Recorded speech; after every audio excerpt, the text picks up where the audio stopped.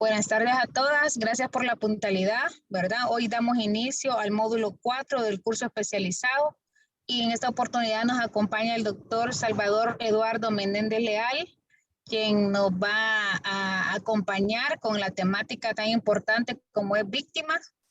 Y para iniciar quisiera leer un poco acerca de su experiencia y su hoja de vida. El doctor Menéndez Leal es licenciado en Ciencias Jurídicas de la Universidad de El Salvador, con una maestría y un doctorado en Derecho Pluralista de la Universidad Autónoma de Barcelona. Ya cuenta con 28 años de ejercicio en la parte de abogacía, ¿verdad? Con una tesis para optar al doctorado, ¿verdad? Sobre Derecho Público y Privado en la Universidad Autónoma de Barcelona, con la temática aproximación crítica preliminar al problema de la violencia de los derechos humanos. Actualmente funge, ¿verdad?, como asesor jurídico con énfasis en derechos humanos en empresa consultora y asesoría. También ha sido parte del Tribunal de Ética Gubernamental como miembro propietario. También ha participado como procurador adjunto de Derechos Humanos y ha sido secretario ejecutivo del Consejo Nacional de la Judicatura.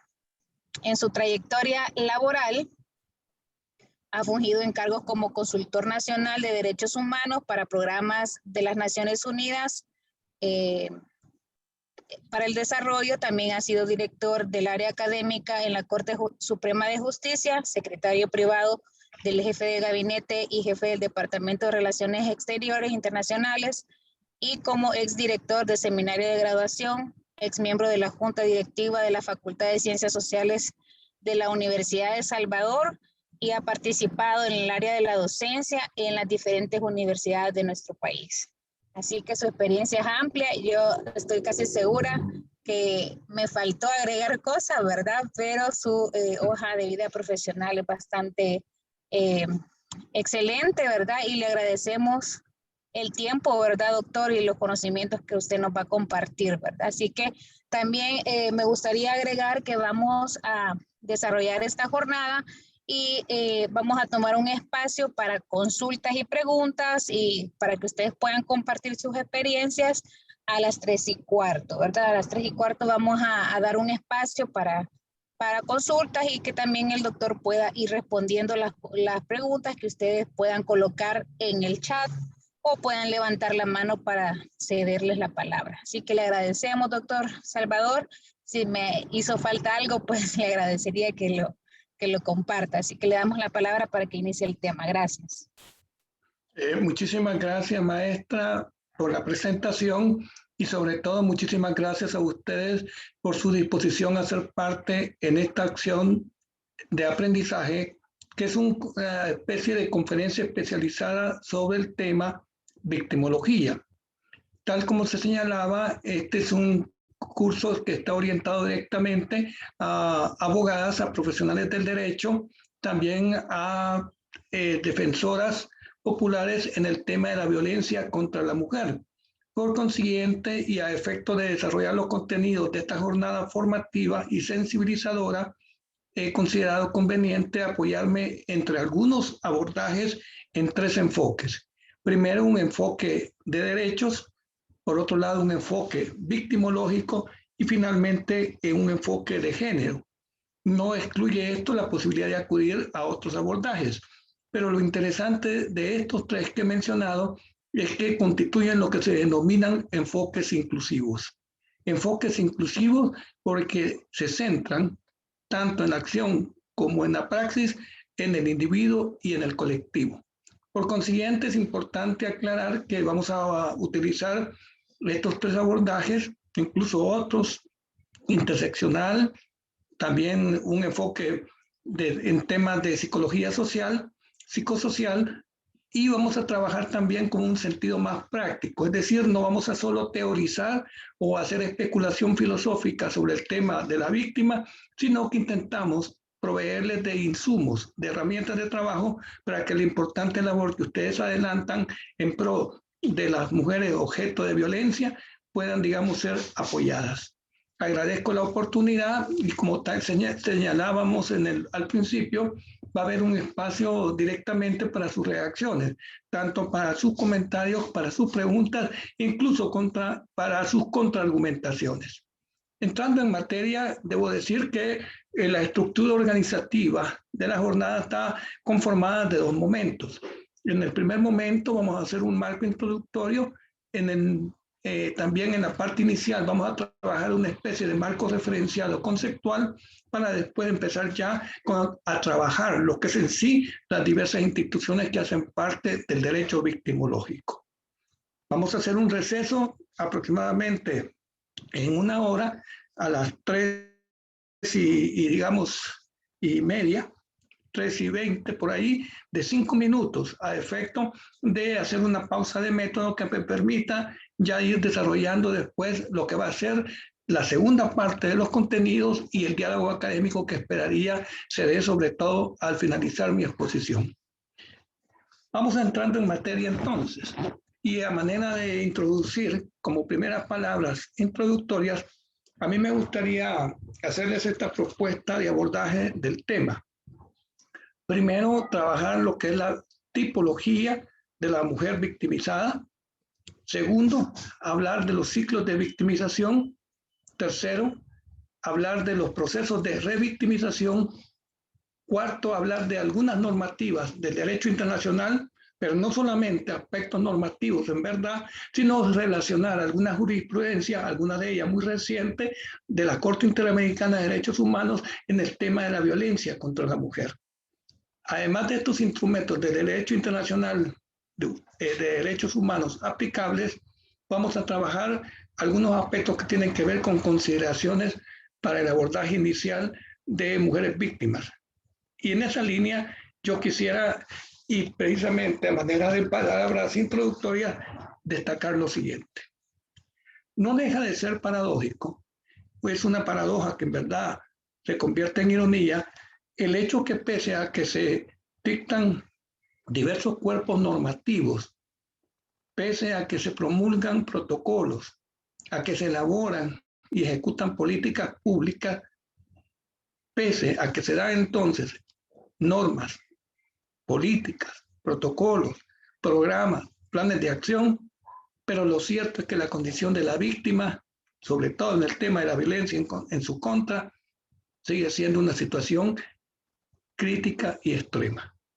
Un diagnóstico situacional, entonces, nos permite decir que pese a que en nombre de la víctima se da un discurso a veces formalmente muy hermoso, muy solemne, lo cierto es que en la situación práctica, en la praxis, su condición sigue siendo, insisto, crítica y extrema. Nadie podrá públicamente hablar en mal de la víctima, pero en verdad, a la hora de los compromisos, no todos ni todas a lo mejor asumen un alto nivel de compromiso con ellas. Por eso se dice en las palabras introductorias que sería interesante como identificar qué es lo que ha faltado. Porque ya dije, hay leyes, hay protocolos, hay programas, hay planes, hay políticas, pero lo cierto es que la condición sigue siendo una condición difícil. Si yo les preguntara a ustedes, y aquí les pido que hagan un ejercicio mental, si les pidiera una palabra, sobre todo un adjetivo calificativo para definir la condición de la víctima, tanto en el medio social como en términos del proceso, no me dejarán mentir que la situación de la víctima es una condición, hablando calificativamente, incorporándole un adjetivo, una condición que ustedes estarán pensando en una palabra a lo mejor no muy positiva. Y en ese sentido, fíjense qué interesante, algunas de ustedes me dirán, la condición de la víctima en este momento es de invisibilidad procesal, en este momento es de indefensión, en este momento es de revictimización, en este momento es una condición, ya lo dije yo, crítica y extrema, es una condición de relegamiento, es una condición marginal, es una condición de exclusión. Pero entonces, aquí viene lo más grave de todo. Una palabra que sintetiza la condición, el diagnóstico situacional de las mujeres, tanto como individuos o como parte del colectivo, porque, ojo, representan el 52.7, casi 8%, 52.8% del volumen demográfico en El Salvador, y siendo mayoría social, siguen siendo, ojo, objeto de violencia. Por eso es interesante que ustedes se den cuenta que pese a que todas las palabras que hemos utilizado, ya dije yo 4 o 5, neutralizadas, excluidas, marginadas, abandonadas, invisibilizadas, extremas, etcétera, todas estas palabras se le pueden aplicar, pero lo peor de todos es que, tal como lo dice un distinguido jurista, Hassemer, todo esto es provocado. Es la lógica del sistema, es la racionalidad que forma e informa al sistema la que hace que la víctima esté en esa condición en la que ustedes pensaron. No es un producto espontáneo, no es un producto que apareció de repente un día lunes a las 8 de la mañana, sino que es el resultado de un diseño estratégico que la víctima se encuentre en esa condición. Aquí está la perversidad en alguna medida de un sistema androcéntrico, de un patriarcal hegemónico que hace que la mujer esté en esa condición crítica. 52.7%, casi 58%, pero sigue siendo objeto de discriminación, objeto de violencia, de estereotipos, etc. Por eso yo lo que quisiera en estas palabras introductorias es precisarle que un triple propósito, que una trilogía de finalidades a las cuales se orienta esta acción de enseñanza, aprendizaje, es primero que nada entender que debemos luchar todos y todas por erradicar la violencia en contra de la mujer en sus diversas manifestaciones, porque la ley nos habla de 7 expresiones de violencia. Pero todas estas modalidades de violencia, insisto, tienen que ver con componentes culturales, socioculturales. Y en esa línea, entonces, el primer propósito con el que deberíamos trabajar siempre aquí es con la idea de erradicar la violencia en contra de la mujer. Otro aspecto complementario y otra finalidad en sí misma es la que nos dice que debemos trabajar por la participación política de la mujer. Es decir, la mujer, insisto, que no es un sector, sino una mayoría social, está no solo invisibilizada, no solamente relegada, sino que está, sobre todo, fíjense ustedes, calificada como una persona que no aporta. Prueba de eso es que cuando se cuantifica el Producto Interno Bruto, el empleo doméstico, el trabajo doméstico, no es considerado trabajo y por lo tanto se invisibiliza el aporte social de la mujer. En esta línea, entonces, el trabajo es en función de un segundo objetivo, es alentar a la participación política de la mujer. Igualmente, entonces, es lograr erradicar la violencia en su contra, como participar, alentar a la participación política de la mujer. Y finalmente, un tercer aspecto complementario es el que nos lleva a que debemos procurar la autonomía económica, la autonomía financiera de la mujer. Ya verán ustedes que en los cuadros de victimización hay casi siempre un cuadro también de dependencia económica.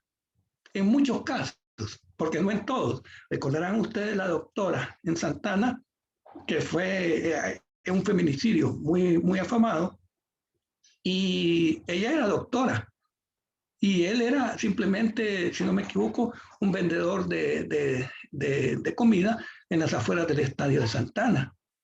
La golpeó y dijo que se había caído de las gradas de su casa en Santana. Es interesante porque ahí no se perfila el cuadro de dependencia económica, porque incluso ella ganaba mucho más que él, pero se daba una dependencia de tipo psicológico. En esa línea, entonces, por favor, y a manera de cierre de estas palabras introductorias, que les queden claros a ustedes, 3 fines. 1, erradicar violencia en contra de la mujer. 2, procurar su participación política. Y 3, alcanzar su autonomía económica. Esto es como un complemento. Y la idea inicial, que pese a que hayan normativas, planes, programas, proyectos y políticas, la condición de víctima es crítica y extrema, pero no como un fruto espontáneo, sino como la resultante, tal como lo dice el autor Hassemer, de un diseño estratégico, de un modelo patriarcal, hegemónico patriarcal, que hace que la mujer esté en esa condición. Vamos entonces a hablar de un segundo aspecto, y aquí ya estamos entrando ya no en la parte introductoria, sino que más bien en la parte del marco de referencia. En el marco de referencia, a mí me gustaría que les quedara claro a ustedes que estamos intentando utilizar expresiones que en sí mismas no sean estigmatizantes. Por eso se tiende, ojo, a cada vez ocupar menos la expresión víctima y a ocupar algunas categorías alternativas. Yo sé que en el marco del proceso es más difícil hacerlo, porque estas son categorías que ya están, digamos, inscritas en el lenguaje jurídico. Pero, ¿cómo le llamamos nosotros a la víctima en el marco del lenguaje y en el marco del proceso? El sujeto pasivo. ¿Qué tipo o modelo de justicia esperamos nosotros si desde ya denominamos con un estigma tremendo a la víctima como el sujeto pasivo? ¿Cómo quedan aquellas formas de justicia transicional o de justicia retributiva cuando desde ya designamos que la víctima no debe movilizarse, moverse, sino que debe ser un ser inerte, paralizado? ¿Por qué? Porque es el sujeto pasivo. La primera fuente de discriminación, deben saberlo ustedes, es la palabra. Por eso, por ejemplo, categorías como menores son categorías que tienden a ya no ser utilizadas y que han sido erradicadas de una serie de instrumentos normativos, tanto del derecho interno como del derecho internacional, porque la palabra menor es despectiva y potencialmente estigmatizante. Por eso, cuidado, tampoco utilicemos mucho adultos mayores, porque si no ocupamos la expresión menores, no deberíamos ocupar mayores. Y mayores, sin embargo, es el nombre que recibe la ley especial de adultos mayores en El Salvador. Miren qué interesante. Es interesante entonces que les quede claro a ustedes, la palabra, ojo, la palabra víctima es una palabra que tiende a ser sustituida dentro de la literatura victimológica. ¿Y qué otras categorías se pueden utilizar? Pues primero que nada podemos ocupar expresiones como sobrevivientes, como luchadoras o como personas resilientes.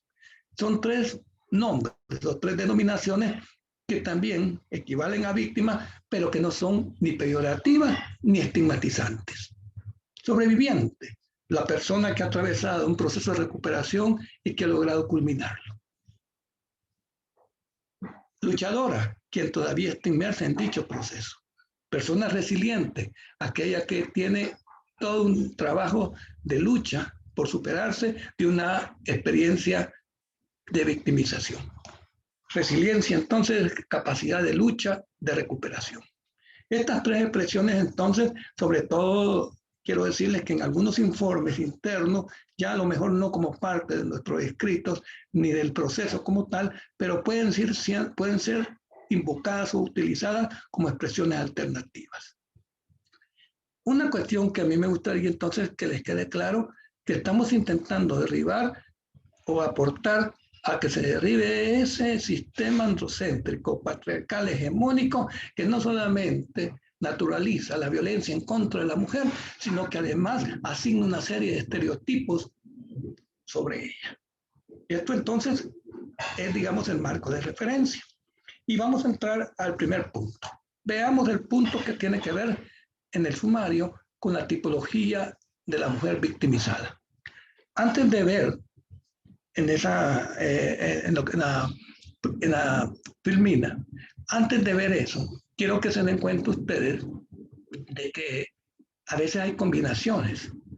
No es un sujeto aséptico ni totalmente, ojo, claro, cuando se victimiza a alguien, sino que a lo mejor esta puede presentar características propias o pertenecientes a diversas modalidades de victimización.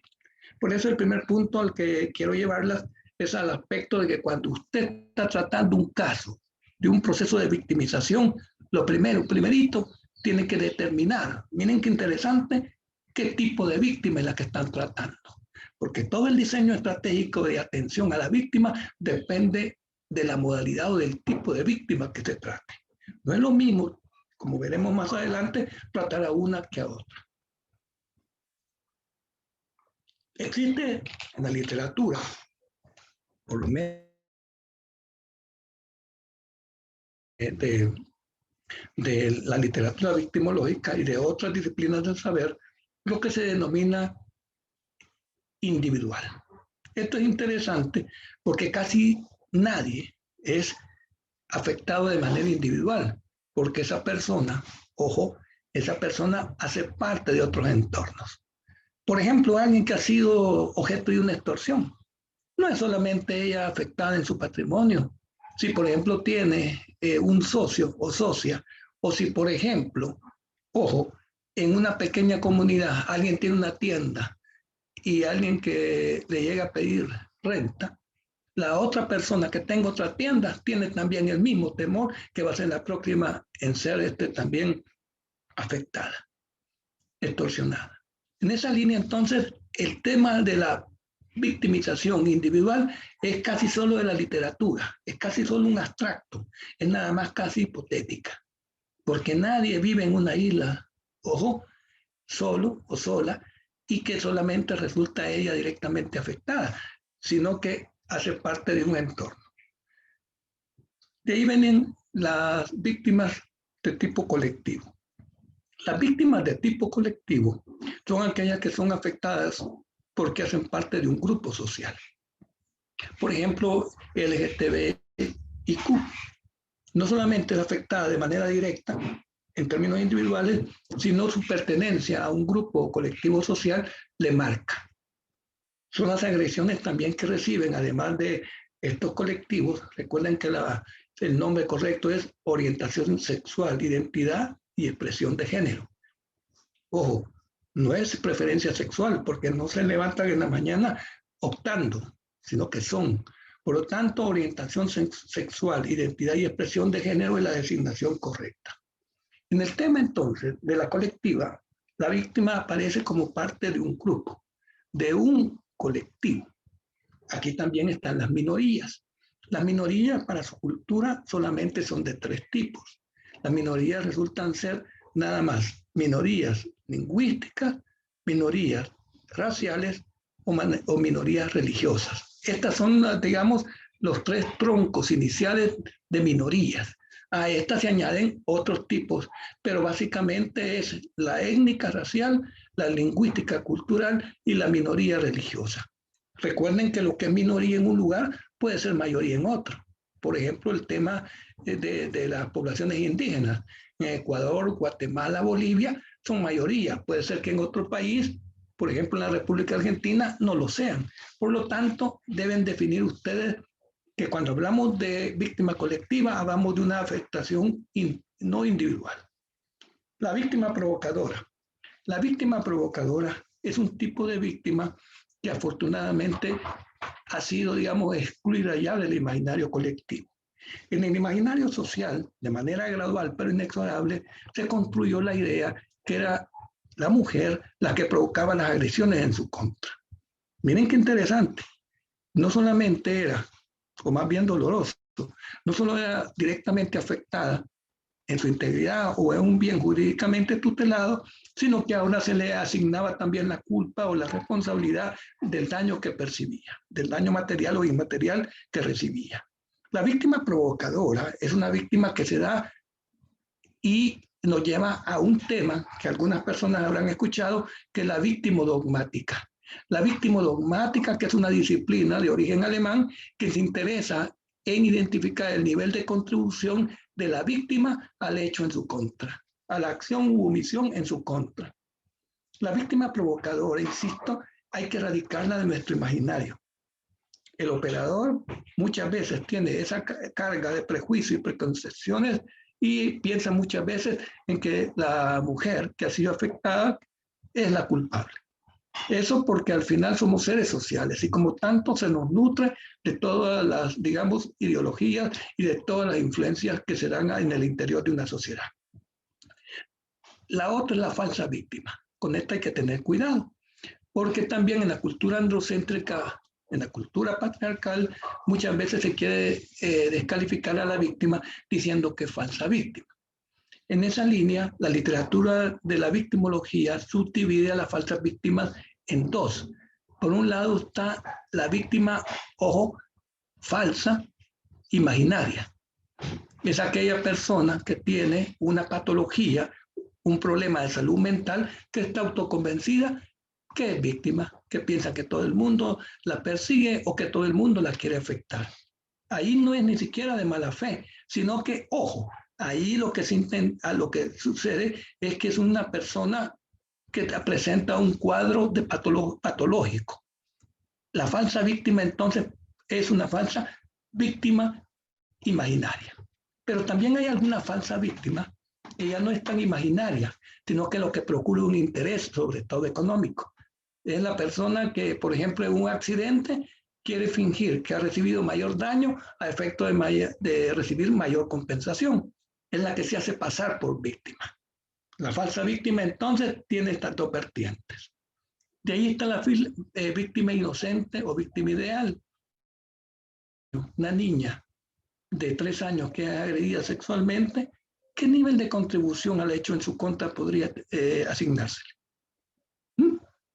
Sin embargo, yo he leído procesos judiciales donde se decía que la niña era una maliciosa o que la niña se vestía de corto.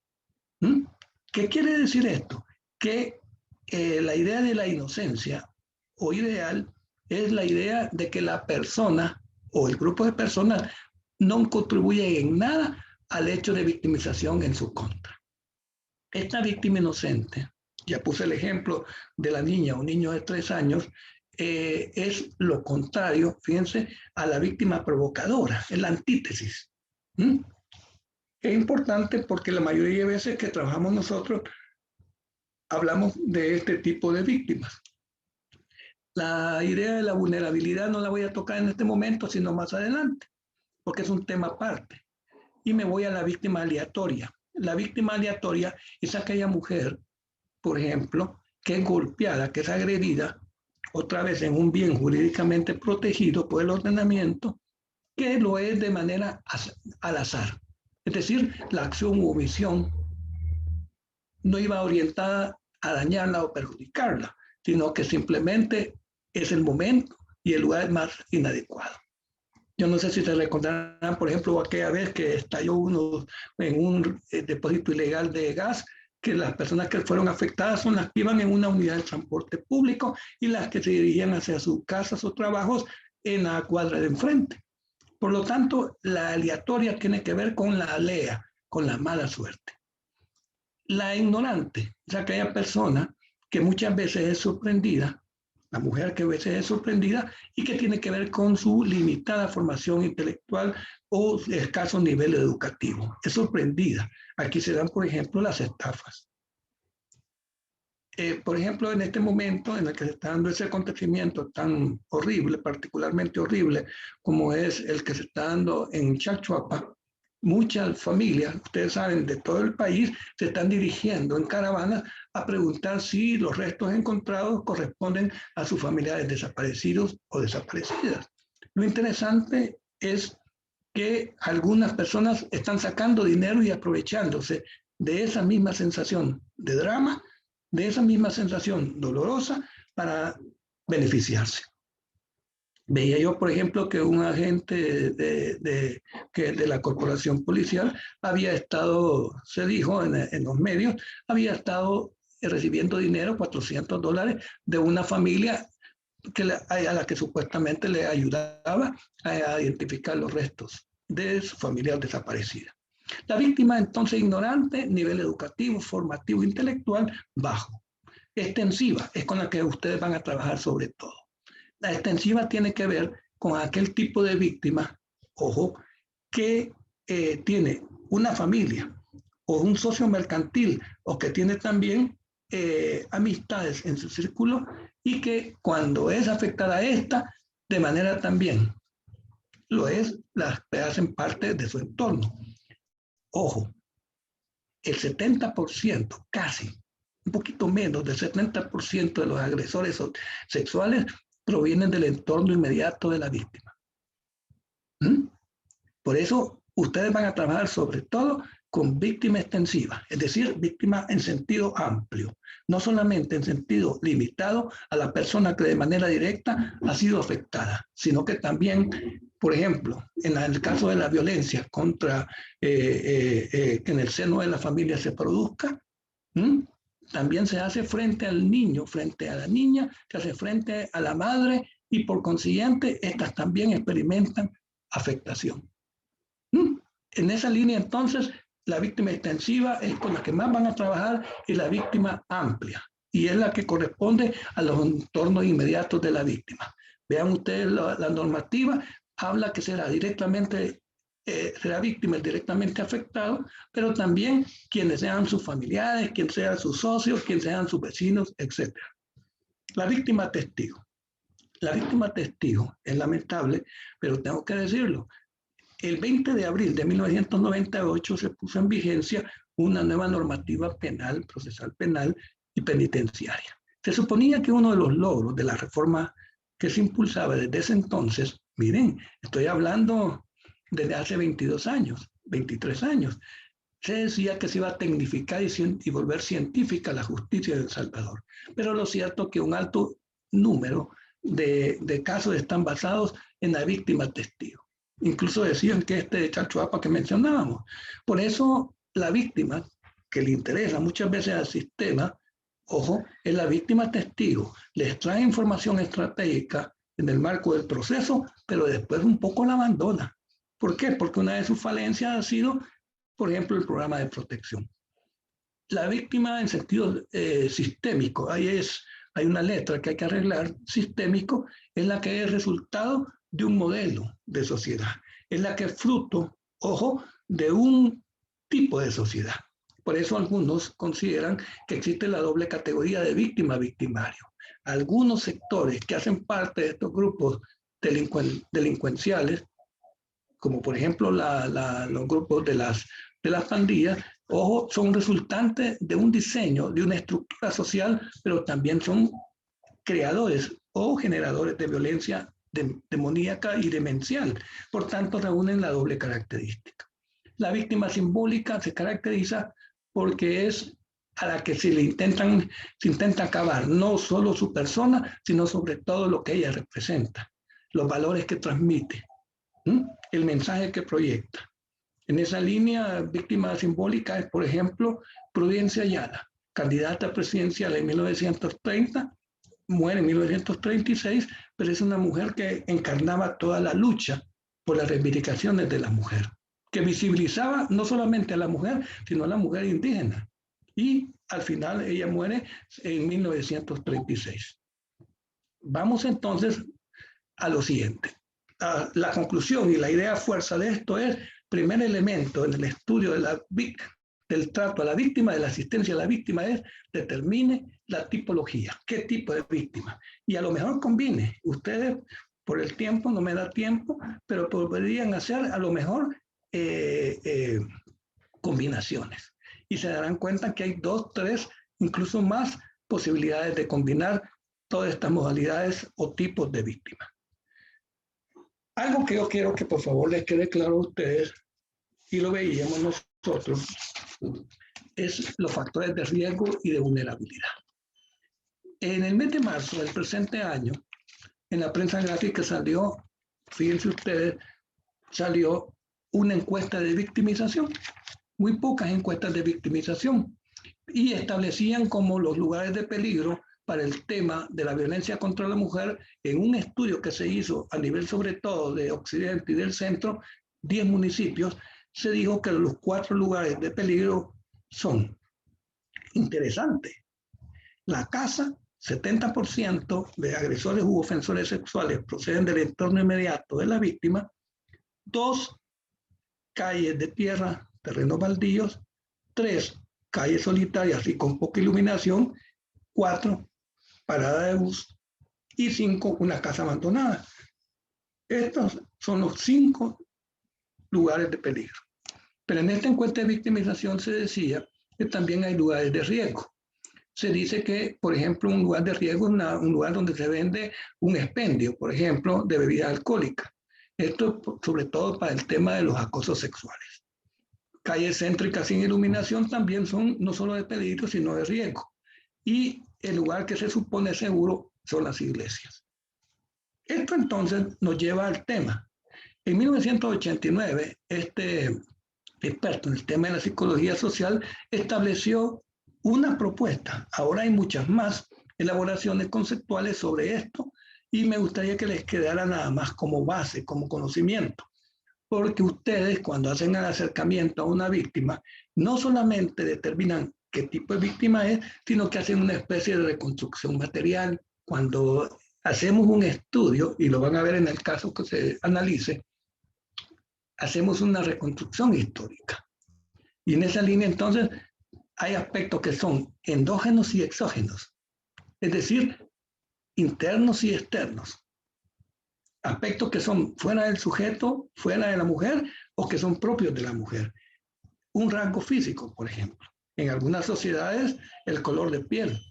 Estilos de vida. Por ejemplo, a alguien que le guste mucho la vida nocturna puede a lo mejor crear condiciones que propicien la vulneración de derechos o su afectación vía victimización. El tipo de profesión. No es lo mismo alguien que se dedica, por ejemplo, a trabajar como guardián a quien trabaja en una institución pública en un tercer piso y se sienta en un escritorio de 8 a 4. En otras palabras, la profesión tiene que ver muchas veces con el nivel de riesgo. La educación, ya decíamos que hay un tipo de víctima que se llama víctima por ignorancia, es decir, la que tiene escaso nivel formativo o escaso nivel intelectual.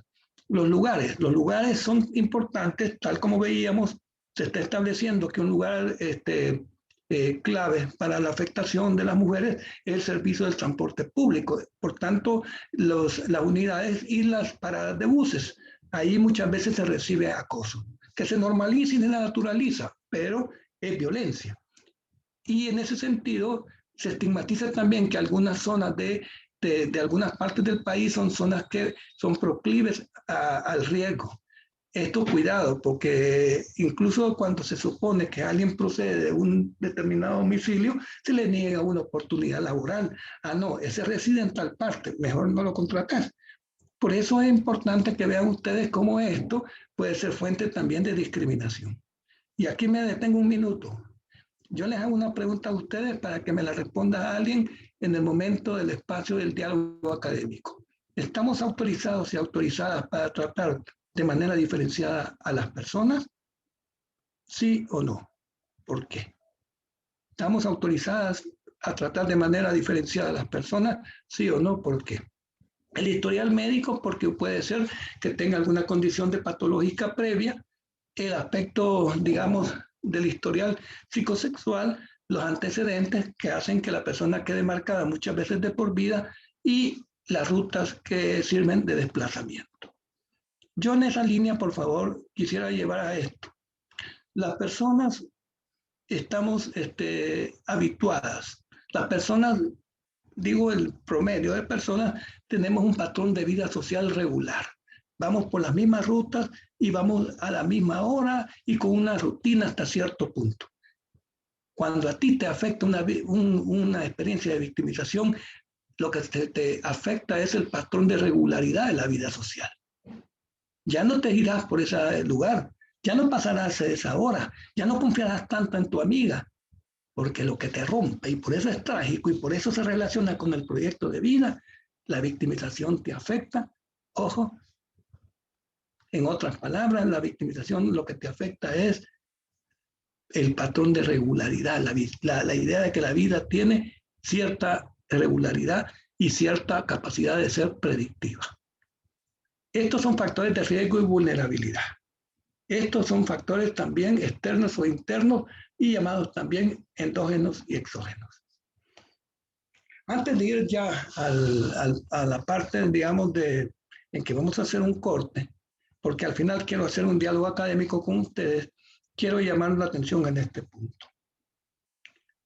Usualmente, el ofensor, el agresor sexual, cuando está frente, digamos, ya a la autoridad, llámese el miembro de la corporación policial o al juez, a la jueza, muchas veces, ¿cuál es la actitud que tiene el agresor u ofensor en los casos de violencia sexual?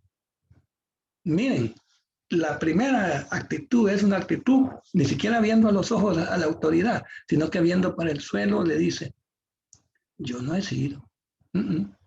Yo no he sido. Lo que pasa es que como a ella le meten ideas en la cabeza y le meten ideas contra mí, su madrina, su vecina y su mamá. Ahora anda diciendo que yo le pegué, pero yo no le pegué. La autoridad entonces, sobre todo digamos ya en un nivel judicial, le dice, pero disculpe, ahí están las experticias técnico-médico-forenses, ahí está el testimonio de la vecina, ahí de la mamá, y ahí está también ya sus antecedentes de que usted la golpeó en el pasado. Entonces, ya cambia el dicho del agresor u ofensor. Ya no es del negacionismo. Esto se da en procesos de macro como de micro victimización. El mozote se negó durante años, pero también las experiencias individuales de victimización se niegan. Se niegan hasta cuando se puede y se cae hasta en el absurdo. Ya van a ver. Después, cuando usted ya tiene ahí los medios de prueba, cuando ya tiene el testigo o la testigo, cuando ya tiene el documento, cuando ya tiene la expertise médico forense, entonces ya no es la negación, sino que es la disminución del daño infligido. Mire, tampoco fueron 10 golpes, fueron a lo mejor 3 y quizás 2, porque uno fue rozón. ¿Qué quiero decir con esto? Que es incluso una parte de un diseño estratégico del defensor o del mismo agresor, decir que el daño no fue ni moral ni materialmente tan grave. ¿Por qué? Porque está pensando en la penalidad. Por lo tanto, minimizar el daño es el segundo paso del ciclo victimizador. Disminuir o subdimensionar el daño moral y material causado. Pero además de estas dos, viene el tercer momento o estadio del ciclo, que es la justificación. Vaya, miren, aquí ya no niegan ni disminuye, sino que justifica. Y si quieren, ocupemos otra vez lo del mozote. Y yo tuve la suerte y el honor de ser perito para la Corte Interamericana en la masacre del mozote y explicar en gran medida ante los magistrados de la Corte Interamericana algunos aspectos que tenían que ver con la ley de amnistía. Pero quiero decirles que en las audiencias, por ejemplo, en Ecuador, no entendían cómo en el Día Mundial de los Derechos Humanos, el 10 de diciembre de 1981, se había dado la matanza colectiva más grande en América en tiempos modernos. Porque el mozote es del 9 al 13 de diciembre del 81 y son más de 1000 personas. La justificación entonces tiene que ver a veces también con el absurdo. Miren, yo le pegué, sí, yo le pegué, porque no lo niego. Pero dígame, señor juez, ¿qué mujer decente sale a las 11 de la noche? Dígame, señor juez. Si su mujer se viste de corto, ¿cree usted que usted no va a reaccionar como hombre? La justificación entonces tiene que ver también con todo el componente y con las visiones valorativas socioculturales. La justificación cae en el absurdo, he dicho, pero la justificación, y esto es interesante decirlo, es una justificación que tiene que ver también con todo el imaginario social. ¿Por qué? Porque también la mujer puede ayudar a su agresor muchas veces a justificar esa acción. Es que yo le serví la sopa fría. Es que como yo me retrasé porque le estaba planchando la ropa y tenía que llevar también unos sacos de maíz y los niños que le tuve que dar de comer, a él ya la sopa se la serví fría. Entonces, entiéndanme, por favor. La justificación cae en el extremo del absurdo y la justificación tiene que ver con el imaginario de valores y con las percepciones sociales. Esto de la justificación, como he dicho, se da en experiencias de microvictimización que son tragedias, pues, porque no estamos hablando de simple victimización, son dramas. Por eso a mí me molesta tanto las estadísticas, porque a veces esconden o invisibilizan lo que son auténticas tragedias o dramas sociales. Y para terminar esta primera parte, antes de ir al pequeño receso de 5 minutos máximo, yo les pediría a ustedes también que piensen en la labor que ustedes realizan y me digan muchas veces si no somos agentes de revictimización. La revictimización, y esto que les quede claro a ustedes, no se puede excluir, no se puede, por muchas cámaras GESEL, por muchos recursos técnicos científicos que le incorporemos a la Administración de Justicia, no le podemos decir que la revictimización se abandone en un 100%. La revictimización en la que concurren aspectos que tienen que ver muchas veces con la formación de los operadores y operadoras, no solo defensores, no solamente médicos legales, no solamente fiscales, abogados en el ejercicio libre de la profesión, sino que los operadores en general a veces no estamos formados ni sensibilizados para este tema. Por eso yo siempre digo, entre broma y serio, ay de la persona que llega a poner un caso el día de pago a las 3 de la tarde. Porque, ¿cómo le van a decir? Mire, esas lágrimas me las va dejando afuera porque ahorita tengo que atender a 3 personas. Además, el jalón ya se me va a ir. Y si es día de pago, peor todavía.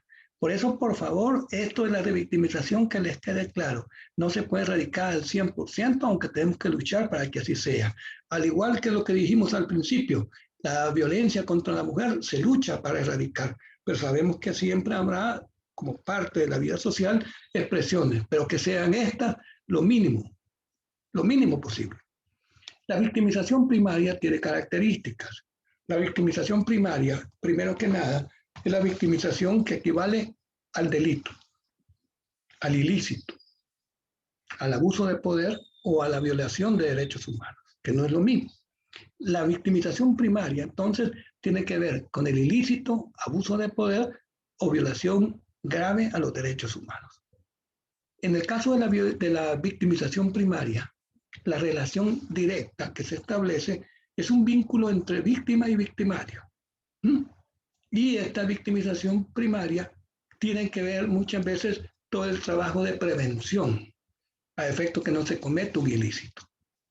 Por ejemplo, para el tema que nos ocupa de la violencia contra la mujer, hacer campañas de radio. A veces usted mira incluso en las unidades de transporte público algunos banners, etc. Todo esto tiene que ver con la victimización y prevención primaria. De ahí vamos a la secundaria. La secundaria nos interesa porque la victimización secundaria, fíjense ustedes, es la victimización sistémica. Es la victimización donde las agencias del sistema añaden un dolor. Imagínense ustedes, añaden más mal al recibido o experimentado por la víctima, individual o colectivamente. La victimización secundaria es la victimización sistémica, es la resultante de un mal funcionamiento del sistema. Y oigan esto que les voy a decir, a veces el daño infligido por el operador es más grave, más serio que el infligido directamente por el ofensor. Y lo peor de todo, que lo que en principio se supone que cura, a veces daña y daña más. Por eso se dice que la victimización secundaria, revictimización o doble victimización, hay un autor de apellido Kuhn, que es el que acumula, el que crea esta denominación, revictimización o victimización secundaria o doble victimización, es sistémica. Puede ser más grave que la acción o omisión del nivel primario y tiene que ver con el mal funcionamiento de las agencias del sistema. Y aquí van a ver ustedes cómo hay mil motivos. ¿Por qué? Porque desde la persona que está en la puerta de una oficina diciendo que ese caso no se atiende aquí, sino que en otra institución y es un mal consejo, hasta la persona que no conocía de un programa de asistencia a mujeres agredidas o de los recursos que existen en las instituciones para atenderlas, un mal consejo entonces revictimiza. El desconocimiento de una ley revictimiza. El tratamiento insensible a una persona agredida revictimiza. Por eso la victimización secundaria que he dicho es un vínculo entre víctima y sistema, agencias del sistema. Y es tanto o peor que la victimización primaria. Y no se puede erradicar al 100%, pero se tiene que luchar por ella. Y vamos a lo terciario. La victimización terciaria tiene que ver con la victimización de los estigmas y de las proyecciones y valoraciones sociales. Ustedes saben que, por ejemplo, en casos de agresiones sexuales, muchas veces lo que se hace es que la prensa, con su interés mediático, con su cobertura mediática, a veces insensible y muy muy alejada de la ética periodística, lo que hace es exhibir a la víctima. Entonces ustedes miren la tragedia pasional y empiezan a hablar de toda una historia de muerte de una mujer, así digamos 2 párrafos, pero de ahí se concentran en que el hombre la mató porque le comprobó que había sido infiel. ¿Qué quiero decir con esto? Quiero decir que la terciaria es el estigma. La terciaria tiene que ver con la construcción de imágenes, tiene que ver con la participación de los medios de comunicación y tiene que ver entonces con la desvalorización pública que a la víctima se le hace. Voy a terminar en este momento solo diciendo algo que creo que es fundamental.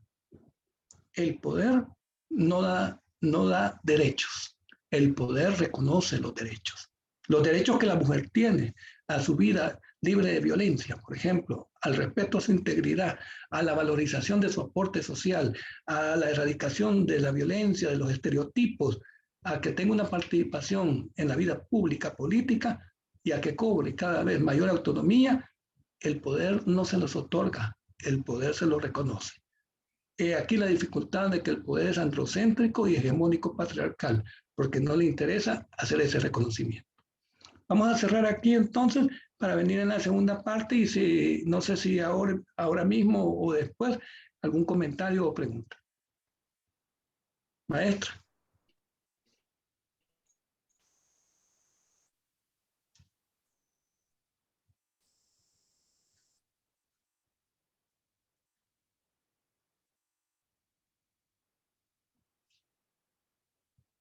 ¿Tienen alguna pregunta? Doctor Salvador, pueden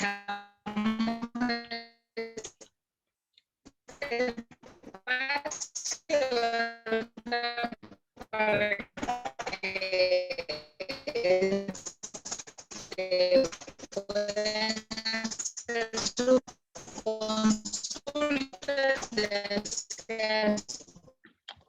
sea por el chat o puedan activar su micrófono, levantar la mano para hacer algún comentario o puedan activar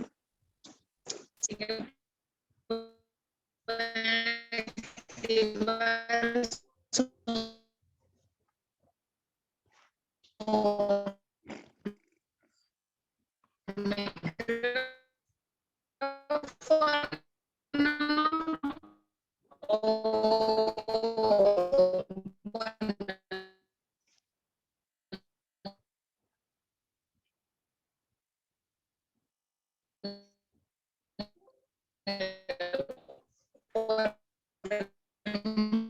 momento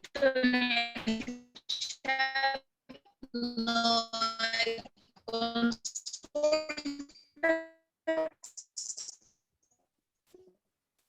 pero si alguien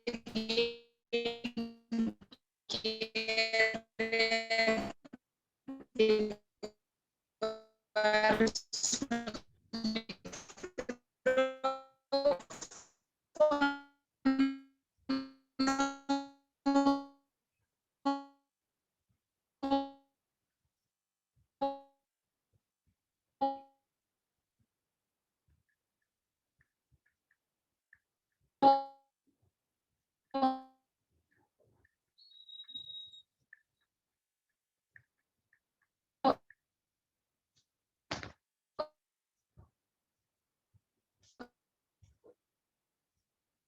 No sé.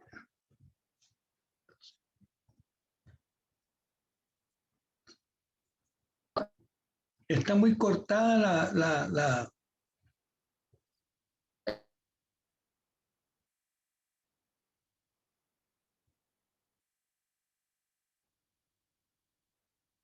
Si gustan, hacemos el receso, entonces se escucha.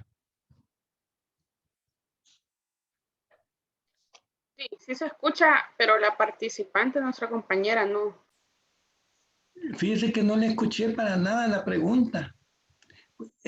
¿Alguien me la puede decir? Repetir. No se entendió. No se entendió. Ajá. Tal vez si le escribe. Sí, mejor al chat, por favor. Hacemos el receso en este momento de 5 minutos. Y cuando regresemos, si gustan, sus preguntas. Ok, doctor. Gracias.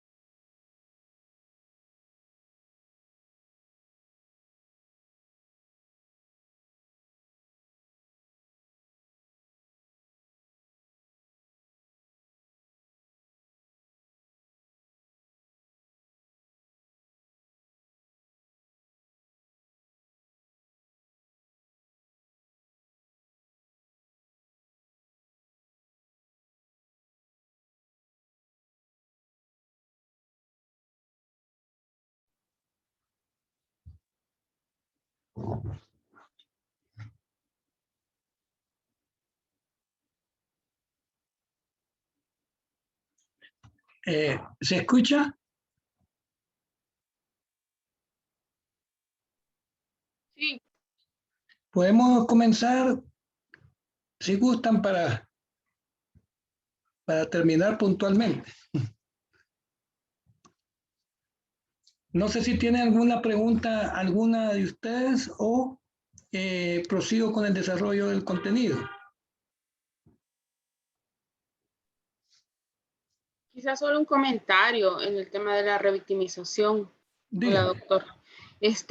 Fíjese que sí creo que es posible que como equipos de atención, ¿verdad? A mujeres víctimas de la violencia y a víctimas en general, podamos y que hayamos revictimizado a las personas, ¿verdad? En el sentido de que usted, como usted lo mencionaba, a veces el desconocimiento o la falta de preparación nos ha llevado a o dar mala información o a no saber. Y sí creo importante, justo por eso, que podamos capacitarnos, conocer más, porque al final de nuestro día a día, por lo menos es atención directa a la víctima, ¿verdad? Y eso fortalece nuestras herramientas para minimizar. Yo sí tenía una pregunta, no sé si es posible erradicar definitivamente la revictimización, si hay alguna manera, o simplemente se puede minimizar lo más que se pueda, ¿verdad? Porque de alguna u otra manera, en algunas ocasiones nos mandan relatos de hechos incompletos y hay que volver sobre los mismos puntos con las personas para comprender qué les ha pasado. Entonces siento que aunque uno trate de articularse de la mejor manera con las instituciones y solicitarles información ya más detallada para no volver sobre los mismos puntos de los hechos de violencia, a veces es bien difícil por temas de tiempo o no sé, ¿verdad? Pero me gustaría saber si es posible en algún momento ideal llegar a ese punto o definitivamente prepararnos simplemente para reducir lo más que se pueda ese impacto. Gracias. Sí, muy interesante su interrogante, Claudia. Yo comentarle de entrada lo siguiente. Si para la revictimización, victimización secundaria o doble victimización concurren factores que tienen que ver con la mala capacitación de operadores y operadoras, con los malos diseños arquitectónicos que no permiten o propician reserva y confidencialidad, si tiene que ver con todo aquel imaginario social introyectado con antivalores y que naturalizan la violencia en contra de la mujer, si tiene que ver con una serie de factores de diferentes tipos, a lo que pretendemos es a que la revictimización llegue a un nivel mínimo, a que los espacios se cierren lo más posible, en el entendido de que difícilmente podrá erradicarse al 100%. Pero al igual de que la violencia contra la mujer, que a lo mejor no vamos a poder erradicarla al 100%, sí podemos hacer, y todos y todas tenemos en nuestro ámbito de responsabilidad y en nuestras medidas de posibilidades la obligatoriedad de contribuir a que así sea. Tenemos que luchar porque la violencia contra la mujer llegue a su más mínima expresión. Igual la revictimización. La revictimización tiene una carga sociocultural, tiene un problema arquitectónico, tiene un problema de desconocimiento de leyes, programas, etcétera, y tiene que ver con insensibilidad, porque al final es toda una carga cultural la que nos bombardea, que sería difícil y quizás muy pretencioso decir que la vamos a llevar al 100%. Pero sí podemos, digamos, hacerla lo más reducida posible. Déjenme a continuación ver este punto que me están preguntando en estas tres que vienen a continuación. Vean ustedes cómo en la victimización primaria,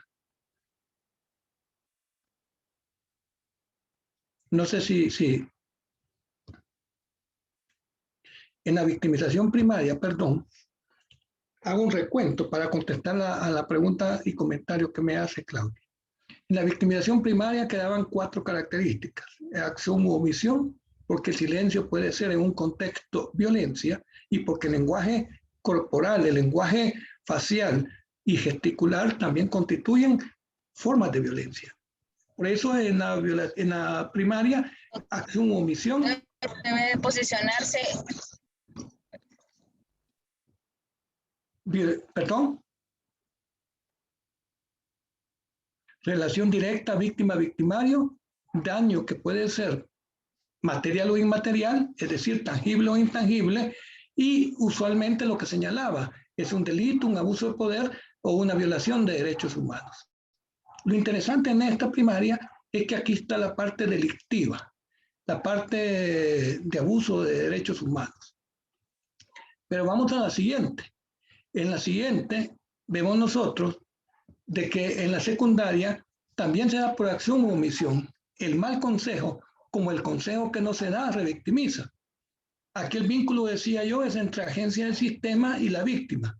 Y igualmente el daño puede ser material o inmaterial. Una humillación de un servidor público, de un mal servidor público a una víctima que está en un cuadro de grave afectación puede infligirle un daño superior al que el ofensor o agresor le ha provocado.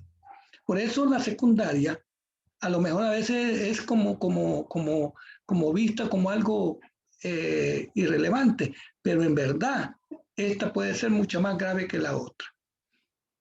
Se disminuye, no se erradica. Ahí está la última, la respuesta. Mire, se disminuye a un alto porcentaje, igual que la violencia, pero ya sabemos nosotros que nunca van a salir suficientemente preparados de las escuelas, tanto de psicología, de derecho, de trabajo social, etcétera.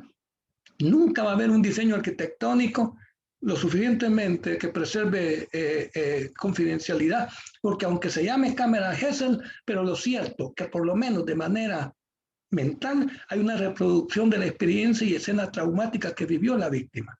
Por tanto, no podemos decir que se erradica, pero sí se disminuye notablemente.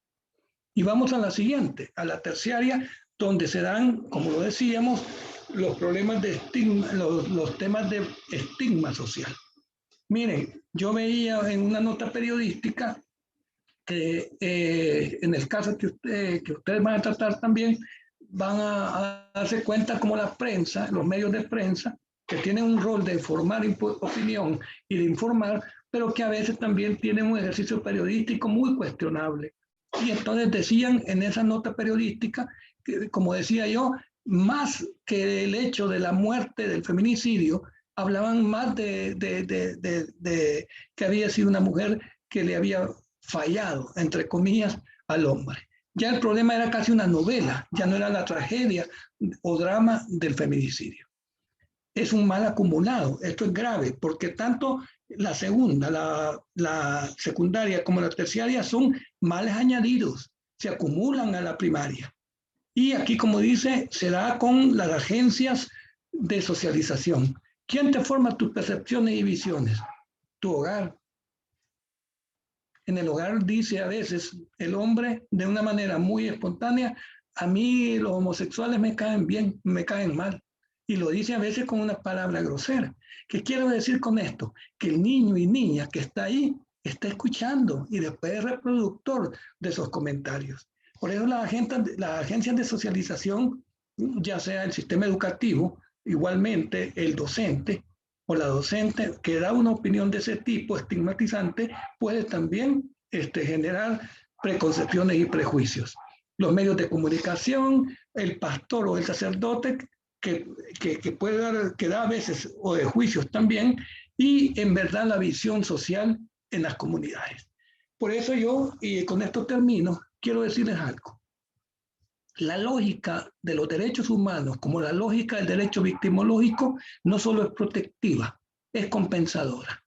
Es decir, nosotros en el desarrollo de nuestra vida social, las mujeres en el desarrollo de la vida social, actúan en un plano muchas veces de inferioridad. En la escuela, frente al maestro o maestra. En su hogar, frente a la opinión de su madre y padre. En la iglesia, frente al sacerdote o al pastor. En su trabajo, frente al empleador.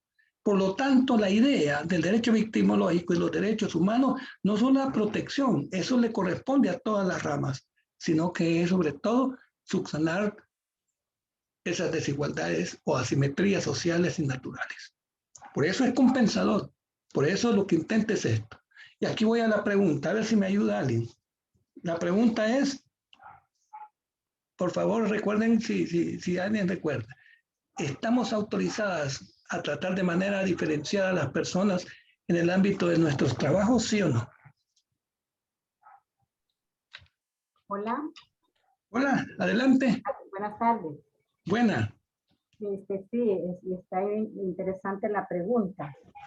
En esa pregunta ya yo tengo un comentario, ¿verdad? Porque la pregunta que hace, repítamela por favor, que aquí la tengo anotada. La pregunta es, compañera, si estamos autorizadas a dar un trato diferenciado a las personas, a una de una manera y a otra de otra manera. Muy bien, muy bien. Le digo esto porque yo he estado participando en mi organización con programas de sensibilización a funcionariado. Ajá. Entonces, en esas presentaciones que hemos hecho, nos hemos visto con ciertas situaciones, pues que en el momento las hemos, ¿verdad? Se puede decir puntualizado. Por ejemplo, dijo una juez participante del curso, si una mujer o una joven llega a una audiencia con una falda corta o mal vestida, suspendo la audiencia y no le atiendo. Esa fue una de las expresiones. Uh-huh. Entre los participantes estaba un cabo de la Policía Nacional. Sí. Que se presentó un video, ¿verdad? Para que después se socializara. Y dijo él que la pregunta que él le hizo, que qué opinaba de ese video, ¿verdad? Era un tipo de una fiesta. Bueno, dijo, para mí, dijo, la mujer, dijo, así que anda vestida así o anda en esa fiesta así, lo que anda haciendo es provocando de que la violen o esto. Imagínense, estábamos sensibilizando a personal de funcionarios. Habían juezas, jueces, abogadas, estudiantes, policías, bueno, una serie de personas instruidas supuestamente, preparadas, ¿verdad? Entonces a eso viene pues a la respuesta, ¿verdad? Que pienso que de la que usted está haciendo. Hasta ahí mi comentario. Por ahorita. Muchas gracias. Y quiero decirle dos cosas con respecto a su opinión, que me parece muy interesante. Una, fíjese que en las capacitaciones yo siempre la capacitación la vuelvo proceso de capacitación, sensibilización. Porque si usted forma a alguien que no tiene valores ni sensibilidad, está formando a lo mejor para el mal. Usted tiene que trabajar sensibilizando y formando técnicamente en determinadas materias. No solo capacitando, sino que también sensibilizando. Pero el punto es que en esos casos, fíjense que el personal policial que muestra alguna vocación de sensibilización en estas, digamos, unidades especiales, muchas veces es trasladado a dirigir el tráfico, porque en la asignación de roles no entienden de que la compañera policía puede ser más útil y puede orientar y trabajar mejor en esa unidad para la cual ha sido formada. Pero esto tiene que ver también con la cultura androcéntrica policial y en general institucional en El Salvador. Mi pregunta era esta: si usted está autorizada para tratar de manera diferenciada a las personas, porque la gran conquista del liberalismo es la idea de la igualdad. Y se dice, y muchas veces servidores y servidoras públicas dicen, yo trato a todo el mundo por igual. Y si no, miren, en el suelo o en la cama. Y lo ponen como el gran logro.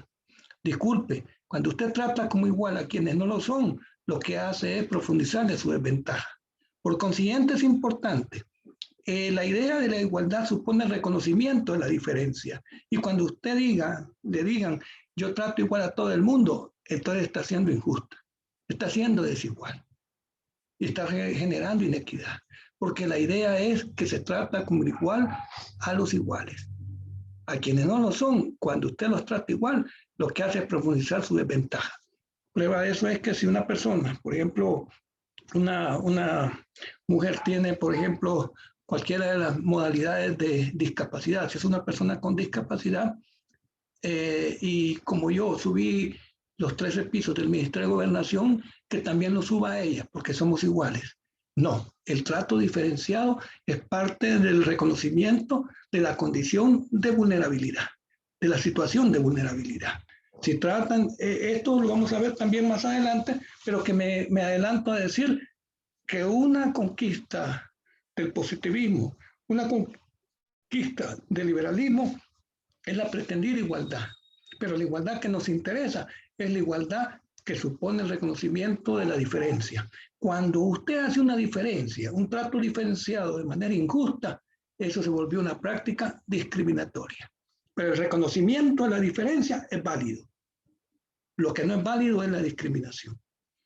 Termino con esta parte diciendo entonces que lo terciario es, digamos, el broche, lo que cierran los procesos de victimización.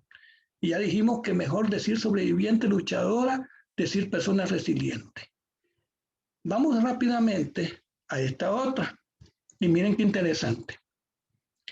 Cuando nosotros hablamos del tema de la violencia en contra de la mujer, usualmente en todas las capacitaciones se nos dan 2 o 3 sentencias. Yo voy a intentar, porque hice una revisión de casi 300 sentencias de la Corte Interamericana, a efecto de ver alguna jurisprudencia más reciente sobre el tema de la violencia contra la mujer. Y en esa línea yo quiero decirles que a nivel de derecho internacional aplicable al tema de la violencia contra la mujer, encontramos un catálogo normativo compuesto de 3 tipos de instrumentos. Muy rápido porque yo sé que esto lo habrán recibido en otras capacitaciones. Pero lo interesante es que la primera forma de normativa es la denominada tratado. El tratado es lo mismo que un pacto. Cuando ustedes oigan, miren, el pacto tal es lo mismo que un tratado. Tratado, pacto, convenio, convención, es lo mismo. A nivel de IDH, del Derecho Internacional de Derechos Humanos, solamente hay 3. El tratado, que se llama, como he dicho, pacto, tratado, convenio, convención, y no les digo 5 más para no aburrirlas, pero sí es lo mismo. La segunda es, el tratado está en el artículo 1 de la Convención de Viena de Derecho de los Tratados. La Convención de Viena de Derecho de los Tratados, en el artículo 1 nos dice que es un tratado. Un instrumento de derecho internacional, solemne, por escrito, que expresa voluntad de estados, etc. Pero eso no nos interesa. Nos interesa también que hay un segundo cuerpo de instrumentos normativos. Es la declaración. La declaración es un instrumento igualmente que los tratados solemne, pero no es vinculante. Es decir, la declaración tiene 3 cosas: fuerza política, fuerza ética, fuerza moral. ¿Por qué? Porque la declaración enuncia valores y proclama principios. Valores y principios están consagrados en un instrumento declarativo. Y el tratado es obligatorio, es decir, vinculante, y la declaración es moralmente obligatoria. Moralmente, éticamente y políticamente. Y la resolución internacional, que es el mayor conjunto de normas del DIDH. Miren que, por favor, les voy a decir 2 o 3 cosas que creo que van a ser la primera vez que las escucho. El artículo 18, miren ustedes, el artículo 18 de la Declaración y el Plan de Acción de Viena señala que violar los derechos de la mujer es violar también los derechos humanos. Pónganse a pensar ustedes, hasta junio de 1993, el sistema de Naciones Unidas, en esta Declaración y Plan de Acción de Viena, artículo 18, señala de manera inequívoca que la vulneración de los derechos de la mujer constituye en sí misma una violación a los derechos humanos. Esto es importante que lo pongan ustedes como base en sus estudios, en sus informes, en sus análisis. Artículo 18, Declaración y Plan de Acción de Viena, violar los derechos de la mujer también es violar los derechos humanos. Es un reconocimiento. Entonces, los tipos normativos son 3. El tratado, y pongo ejemplos. Por ejemplo, la Convención para eliminar para eliminar toda forma de violencia en contra de la mujer. Esta convención diciembre de 1979. Es una convención, es decir, un tratado que es, digamos, el referente en el tema de los derechos de la mujer. Sin embargo, tampoco podemos decir que es, digamos, la normativa perfecta.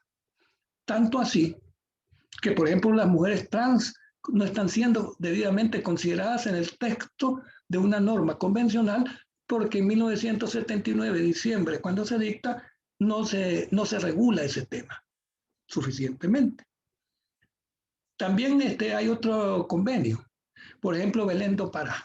Belén do Pará fue ratificada el 23 de agosto de 1995. Belén do Pará es de 1994 y El Salvador es de Estado parte hasta agosto del 95. Belén do Pará en el sistema interamericano, así como la CEDAW en el sistema universal, son las dos normas paradigmas. Pero hay otra, y aquí ya me voy a las declaraciones, como la Declaración contra la Violencia hacia la Mujer. Ese es el precedente de la CEDAW.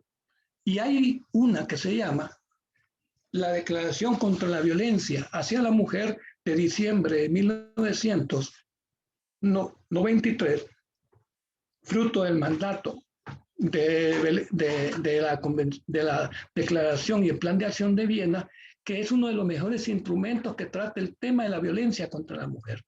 Es la Declaración contra la Violencia hacia la Mujer de diciembre de 1993, resultante de un mandato expreso de la Segunda Conferencia Mundial de Derechos Humanos y resultante del artículo 18 de la Declaración y Plan de Acción de Viena. Entonces, allá arriba, CEDAW, allá arriba, Belén do Pará. En declaraciones, las dos normas que deberían ser siempre relacionadas son la declaración previa a la CEDAW y, por otro lado, la declaración de 1993, diciembre, contra la violencia hacia la mujer. No solo la Declaración Universal de Derechos Humanos, porque son 30 artículos los de la Declaración Universal importantes, pero no son específicos sobre el tema de la violencia contra la mujer. Y de ahí nos vamos a resoluciones internacionales. En las resoluciones internacionales, por favor, no olviden ustedes algunos instrumentos que quiero que los tengan aquí. En el caso, por ejemplo, de la mujer privada de libertad, reglas de Van Gogh. Para el tema de la mujer, en relación a los procesos judiciales, en el tema de la condición de vulnerabilidad, las reglas de Brasilia. Todas esas que son resoluciones. Entonces, miren qué interesante. En el tema, digamos, de la niñez, tema, por ejemplo, de las directrices de Riad, las reglas de Beijing, la administración de justicia para menores. Todo esto son, ojo, resoluciones internacionales. Estas resoluciones, he mencionado 3 o 4, reglas de Van Gogh, reglas de Van Gogh para mujeres privadas de libertad, guías de Santiago para la mujer testigo, etcétera. Todos estos instrumentos que se llaman resoluciones tienen la virtud que desarrollan el contenido de un instrumento declarativo y de un instrumento convencional. Como el texto de la convención y de la declaración a veces se queda corto, como no es, digamos, no hay un desarrollo en el texto amplio, ¿a dónde hay que ir a buscarlo? Hay que ir a buscarlo en la resolución internacional. Me explico, porque yo creo que esto es fundamental para que cuando ustedes hagan una fundamentación de un caso, relacionen primero qué tipo de víctima es, 2, den una fundamentación normativa, jurisprudencial y doctrinal. Ya vamos a ver la parte jurisprudencial, pero el basamento, lo que es la fundamentación, debe llevar los 3 componentes. Lo normativo, que a su vez tiene 3 componentes, que es los tratados, declaraciones y resoluciones, lo meramente jurisprudencial y lo doctrinal, donde ustedes pueden ampliarse. Y ustedes mejor que yo, temas de teoría y género lo saben, lo manejan y ahí pueden hacer todas sus consideraciones. Y vamos a la siguiente. En la siguiente, yo quiero que les quede claro, Declaración de las Naciones Unidas, miren, contra la violencia hacia la mujer.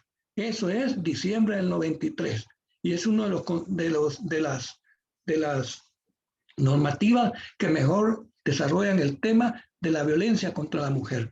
¿Por qué? Porque la CEDAW es del 79 y esta es 14 años después, ya es una actualización. La CEDAW entonces es del 79, la Declaración de Naciones Unidas es del 93 y el Plan de Acción de Viena de junio del 93. Por eso mencionaba el artículo 18.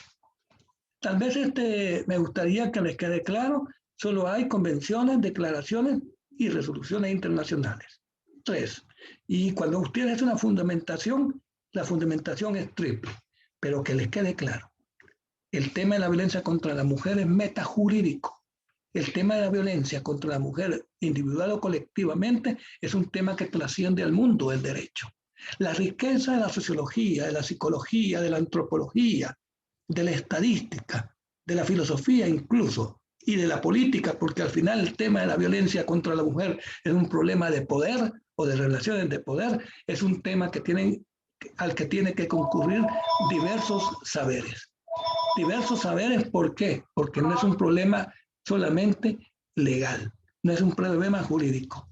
La respuesta únicamente jurídica equivale a la respuesta únicamente punitiva que el Estado le da a los procesos de victimización en contra de la mujer. Yo no niego cuando dicen que el ofensor irá 50 años a la cárcel, será privado de libertad 50 años, pero le resuelve el problema de la victimización a las mujeres. En otras palabras, y por favor que les quede claro, el tema de la que nos ocupa es un tema metajurídico, trasciende el mundo del derecho. Y vamos a la siguiente. Hay dos cosas que a mí me gustaría, antes de entrar a esto, que ustedes lo manejaran. Lo primero es lo siguiente. Cuando ustedes les pregunten cuál es la normativa clave para el tema de la victimización, es dentro de los tres cuerpos jurídicos o corpus juris, la denominada Declaración sobre los Principios Fundamentales de Justicia para las víctimas del delito y el abuso del poder. La Declaración sobre los Principios Fundamentales de Justicia para las víctimas del delito y abuso del poder fue aprobada el 29 de noviembre de 1985. Y esta declaración de 1985, que contiene 18 artículos, es la norma paradigma o referencial en el tema de la victimización. Ahí se van a dar cuenta que está el acceso a la justicia, ahí está el tema de la reparación, ahí están aspectos que tienen que ver con el tema de la victimización. Por eso no es ninguno de estos instrumentos, ni convencional, ni declarativo, ni resolutivo, el que nos va a servir directamente para el tema de la mujer, sino que tiene que ver también con un instrumento apenas de orden declarativo. Todavía no se ha llegado al consenso en la comunidad internacional de volverlo un instrumento tratado. Pero decíamos aquí entonces que la trilogía, lo normativo, lo jurisprudencial y lo resolutivo, es el basamento o fundamentación integral para un caso de violencia contra la mujer. Y en ese sentido, miren ustedes, acuérdense que de la normativa internacional proceden los estándares, y los estándares tienen la característica que siempre son mínimos. Los estándares en el tema de la violencia contra la mujer contenidos en los instrumentos son los instrumentos mínimos, es decir, los pisos, nunca los techos de protección. Allá el Estado, si quiere, que proteja de mejor manera a la mujer, pero lo mínimo es lo que señala el instrumento de la CEDAW, por ejemplo, o el instrumento de Belén do Pará. Belén do Pará, entonces, es la normativa en el marco del sistema regional interamericano. Un instrumento precioso, muy bien elaborado, pero como he dicho, hay que leerlo juntamente con la CEDAW y con la declaración de 1993, diciembre. En jurisprudencia, en todas las capacitaciones donde ustedes asisten, les mencionan siempre, creo yo, el caso de las hermanas González, el caso Campo Algodonero contra México. Es importante, y yo quisiera que de este proceso formativo y sensibilizador les quedara claro, que la jurisprudencia nueva a la que yo quiero llevarlas es a lo siguiente.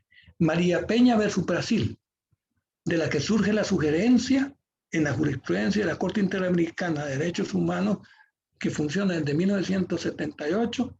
La Corte Interamericana emite en sus casi 300 sentencias, y dentro de las 8 sentencias que ha emitido contra el Estado de Brasil, emite una sentencia que es paradigma, María Peña versus Brasil. ¿Por qué? Porque ahí, por ejemplo, un profesional intenta matar a su compañera, que también es profesional.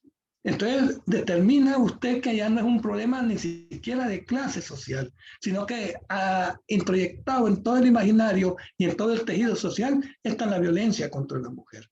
Pero en María Peña versus Brasil también está la sugerencia que haya recintos policiales atendidos por mujeres policías, sensibilizadas y formadas técnicamente en la materia. También Castro versus Perú. Este es un caso de mujeres privadas de libertad. Y estas tres jurisprudencias, por favor, son claves. Y una cuarta que yo les encontré, que es Favela Nueva o Nueva Favela, Favela Nova versus Brasil. Contra Brasil hay 8 sentencias en la Corte Interamericana. Aquí menciono yo 2, María Peña versus Brasil y la otra Favela Nueva. Esas 2 son importantes en el tema de la violencia contra la mujer y precisamente en el tema de la violencia sexual contra la mujer, que como he dicho se naturaliza, que como he dicho se normaliza. Miren ahora ustedes en el caso de Colombia, una joven que fue objeto de agresión sexual en las cárceles, atacada por policías, terminó quitándose la vida, suicidándose. Pero para eso, el aparato de Estado no se va a la determinación de las responsabilidades intelectuales y materiales, sino que se queda eso como un hecho en el contexto de la rebelión social que se produce en Colombia. Y vamos entonces a lo siguiente. En la declaración, miren ustedes, de 1985, aprobada el 29 de noviembre, en la resolución 4034 de la Asamblea General de Naciones Unidas, la que aprueba esta declaración, que como he dicho es norma paradigma. Ella tiene un manual para poder ser utilizada donde se establece el sentido y alcance de las 18 disposiciones que comprende. Hay otra normativa internacional que es la que está mencionada ahí. No me detengo en ella, pero lo que quiero demostrarles es que existe todo un bloque, un conjunto de normativa internacional aplicable profusamente al tema de la violencia contra la mujer. Igual hay jurisprudencia, igual hay doctrina, teoría, digamos, de género que nutre todo nuestro razonamiento y nuestra argumentación. Vamos a lo siguiente. Las reglas de Van Gogh para mujeres privadas de libertad.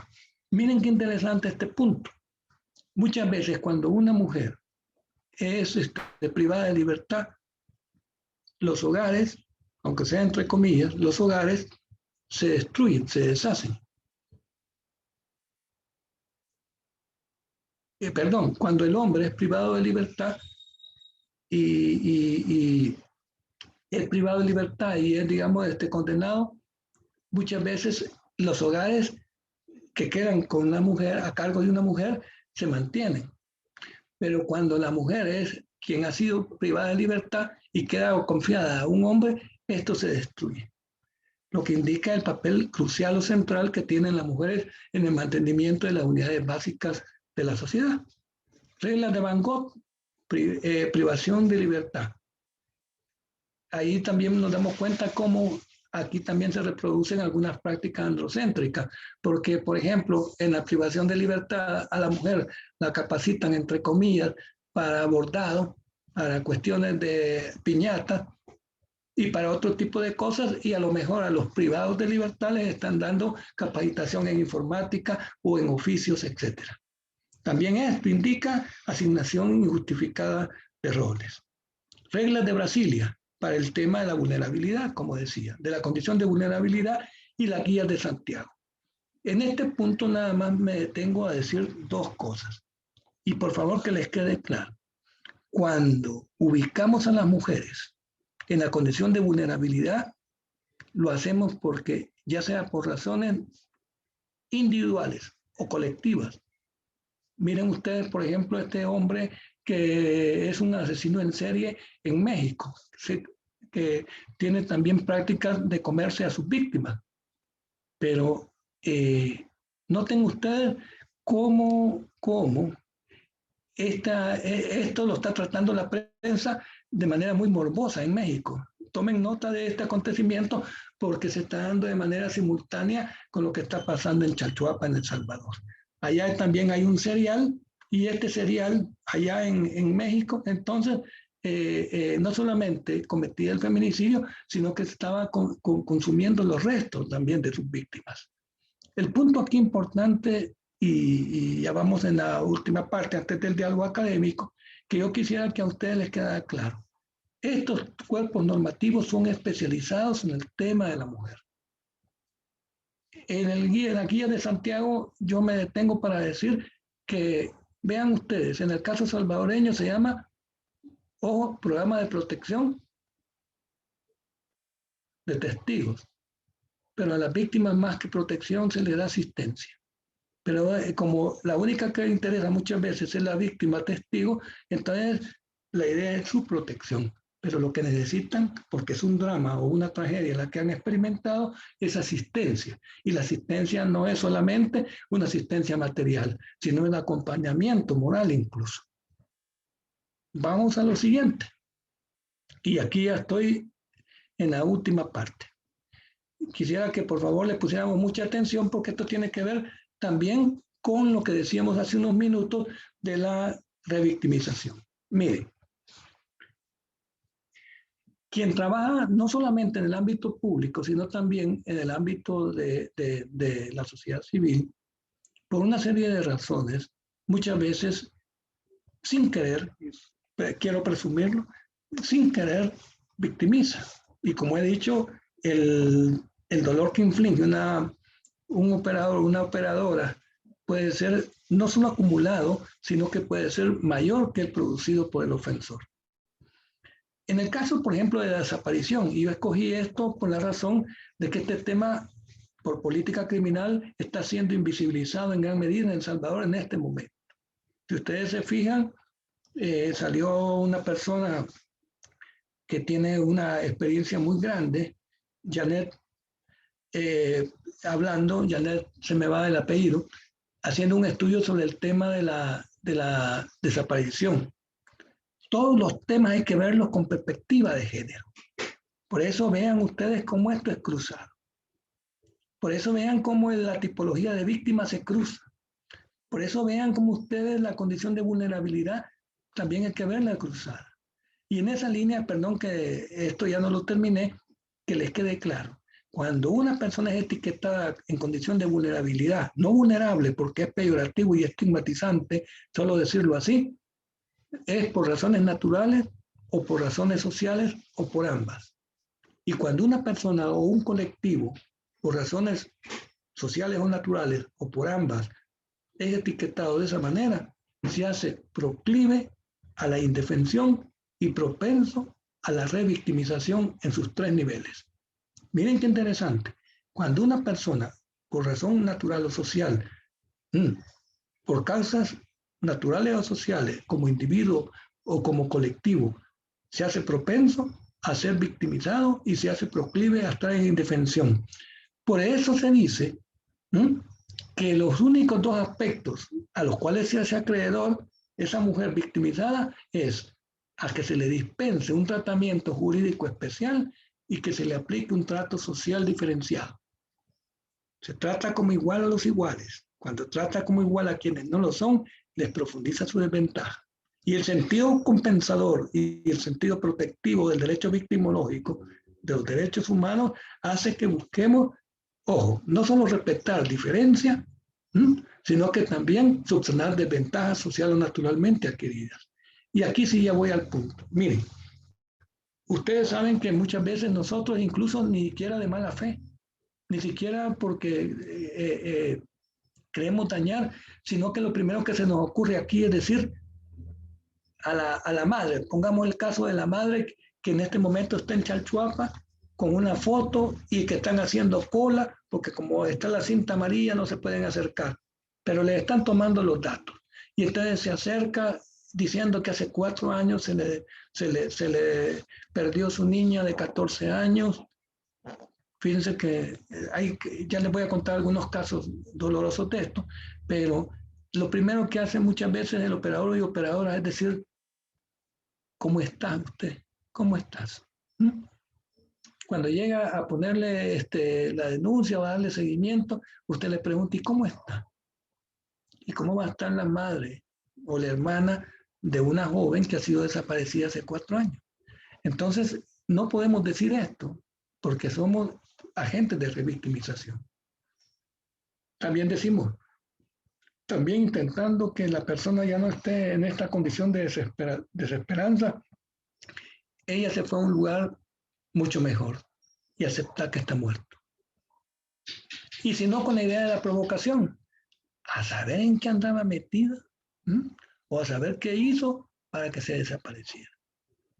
En el imaginario colectivo y sobre todo en el imaginario de operadores y operadoras está introyectado muy en el fondo esta visión de la víctima provocadora.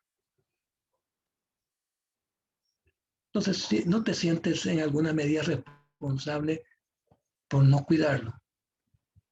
Hay transferencia de responsabilidad. O si no, tal como la primera vez que preguntamos ¿cómo estás? También decimos, mire, yo sé lo que usted siente.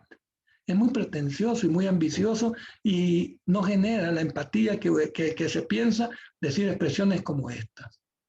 O de ver cómo la persona, ya les dije yo al principio que estaba pagando $400 a un investigador de la policía por datos que llevaran a esclarecer el paradero de su hija. Una persona de ver tanto ese calvario le dice a la gente, ya no lo busque. Y se lo dice de buena fe, ni siquiera como mal consejo. Pero cuidado porque ese tipo de expresiones son revictimizantes. Y usted lo está llevando mejor de lo que yo manejaba. Por eso se dice que el calvario va por dentro. Ahí a la parte derecha, en la otra columna, ustedes tienen qué se les sugiere decir. Pero entonces recuerden algo, cada experiencia de victimización en la cual está implicada una mujer es una experiencia única, es una experiencia singular, es una experiencia específica y por tanto la estrategia de atención del caso tiene que ser distinto en cada caso. Esto es una propuesta, pero ustedes pueden hacer adaptaciones. Pero lo que está en una columna, por favor, por ser revictimizante, exclúyanlo. Pero ustedes deben también entonces ser muy cuidadosos y cuidadosas para saber, no solo a través de su lenguaje corporal y facial, sino a través de su lenguaje verbal, saber qué decir. Aquí les voy a hablar, antes de pasar a lo siguiente, les quiero decir que hay 2 cosas que me gustaría que ustedes leyeran. Una noticia que salió en el periódico hace un par de años, y solo pónganlo así en su teléfono, si lo pueden hacer ahorita, me dicen si lo buscaron. Un caso que se llama El Calvario de Clara, la violación sexual por un policía. En ese caso está desarrollada muchos de los aspectos que hemos tratado en esta sesión de trabajo. Ahí van a encontrar ustedes muchos de los aspectos de revictimización, de factores endógenos y exógenos, y vamos a encontrar muchos de los aspectos como la tipología, etc. Se llama el caso Clara, el calvario de Clara, la agresión sexual por un policía. Salió hace varios días. Y en marzo de este año, hace 2 meses, salió los resultados de una encuesta de victimización. Pero decía yo, para ir cerrando, que hay actitudes que debemos ir quitando. Cuidado con el lenguaje gesticular, lenguaje facial, con el lenguaje corporal. Cuidado porque esto produce revictimización. Ustedes deben tener, ahí hay una serie de valores, paciencia, sobre todo tengan serenidad, una actitud, como dice ahí, tranquila y controlada. Hay que buscar normalizar emociones de temor, contener emociones. Mira, es comprensible que tú te sientas así, Si la víctima llora, aunque aquí hay un punto que está en discusión, algunos dicen que no hay que ofrecer agua y otros que sí. No quiero meterme a ese punto porque si no vamos a terminar a las 6.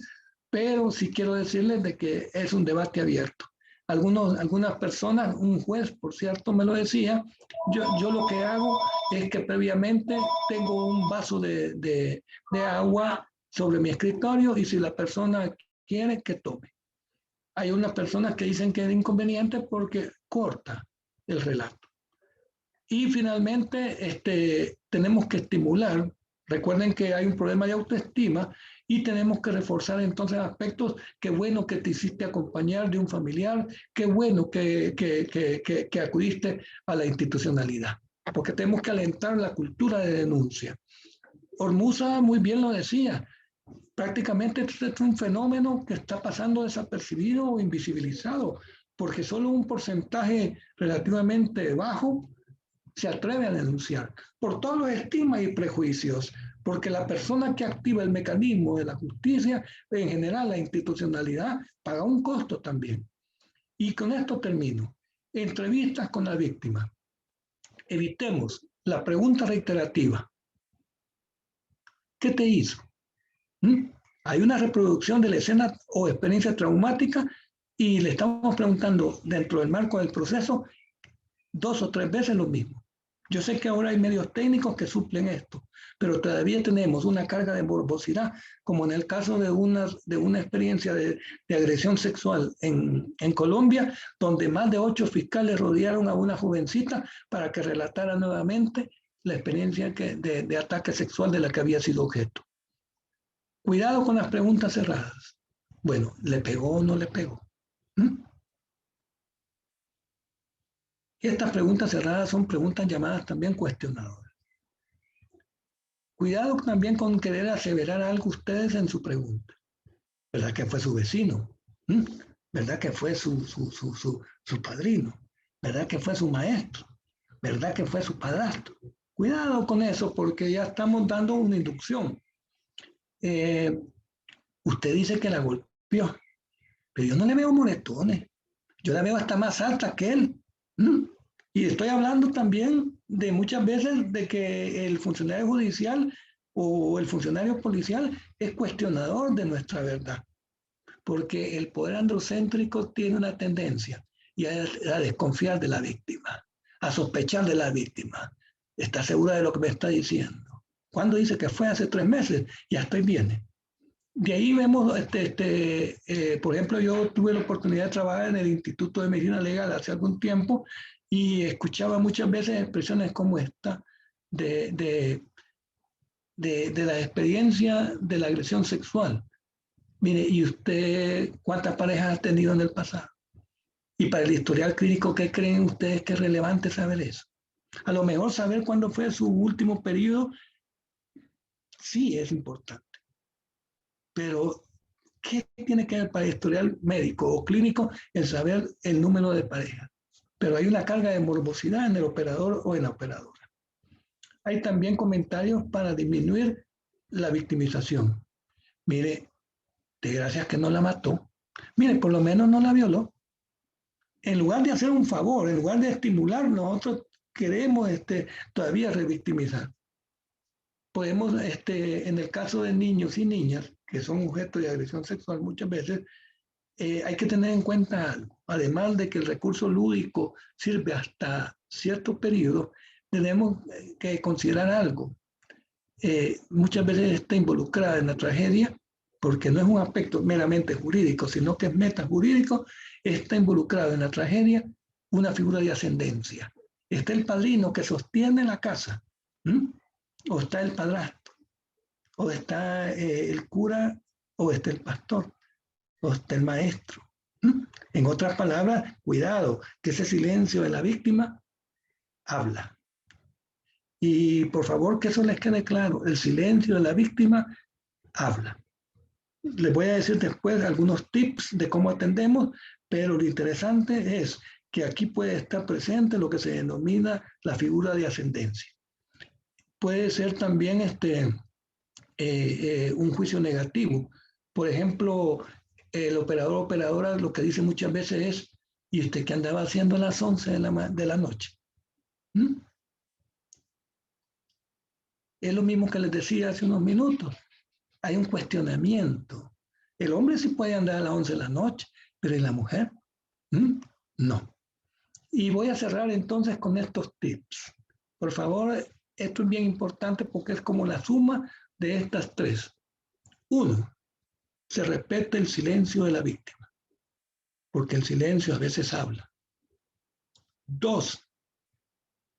No mostramos superioridad profesional. Parte de eso es que no ocupamos lenguaje excesivamente técnico. Lenguaje muy rebuscado. No se ocupa. 3. Buscamos generarle confianza. Pero la confianza no es una cosa que se nos entrega graciosamente, sino que es una conquista. Generamos confianza construyendo confianza. Y por eso, por favor, que les quede claro a ustedes. Ustedes le pueden decir a la víctima o a sus familiares, cuénteme qué le pasó. Pero solamente si le genera confianza, si le construye esa relación de confianza, le va a dar detalles. Sepan que muchas veces lo que quiere el operador u operadora es que le dé datos, y quien tiene que hacer la investigación es el mecanismo institucional y el operador del sistema, no es la víctima. Para eso está el mandato de las instituciones. Por favor, entonces, silencio, el silencio se respeta. 2, no mostramos afán profesional. No ocupamos lenguaje excesivamente técnico y construimos la relación de confianza. ¿Quién es víctima? Con esto termino. Víctima será aquella persona o colectivo a la cual se le inflige un agravio o un daño que es moral o que es material, o ambos. Esto es importante que les quede claro porque es otro de los aspectos que debemos trabajar en el diseño de atención a las víctimas, individual o colectivamente. Tipo de víctima, ojo, si es víctima porque presenta un agravio, porque presenta un daño que puede ser visible o no, ¿verdad? Pero tengan cuidado, porque el agresor también en su proceso de agresión puede experimentar un daño. Y a lo mejor en la legítima defensa la víctima puede infligir un daño a su agresor. Pero el daño que produce la víctima se diferencia del daño del victimario, el que la víctima es injusto. Y el otro es el resultado de una acción defensiva. Yo me tengo que quedar aquí por cuestiones de tiempo, pero tenemos 3 minutos, entiendo.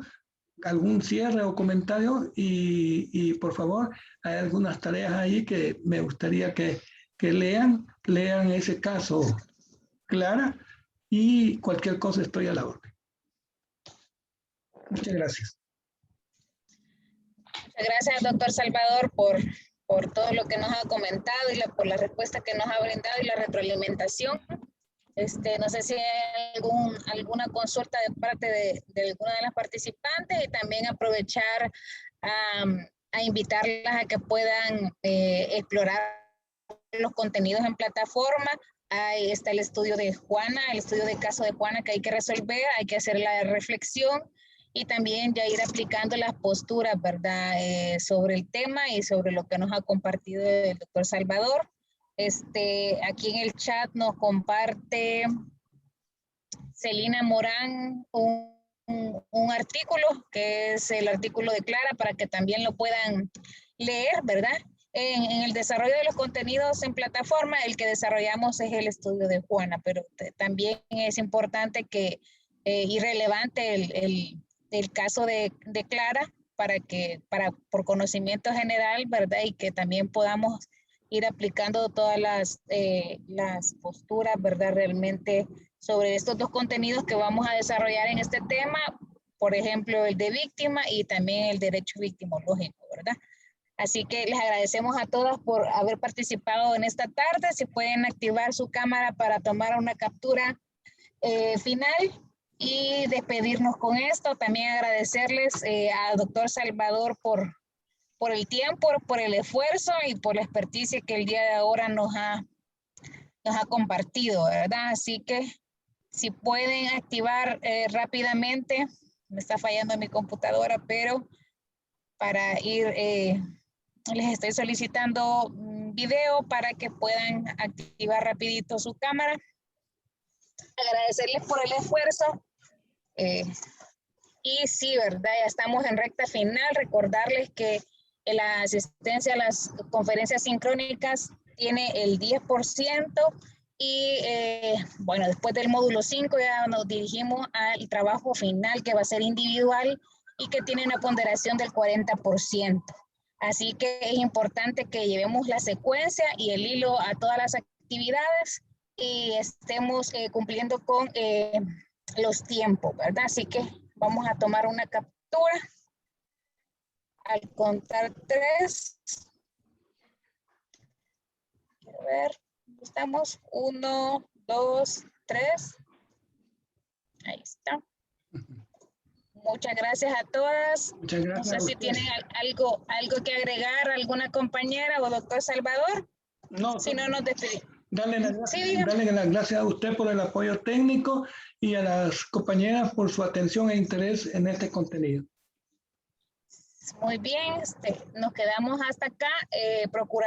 Voy a procurar, ¿verdad? Que por la tarde tengamos ya activo el video, la conferencia sincrónica ya en plataforma para que puedan volverlo a visualizar y tomar nota de los aspectos más relevantes. Así que les agradecemos en esta oportunidad y nos quedamos hasta acá. Que pasen feliz tarde.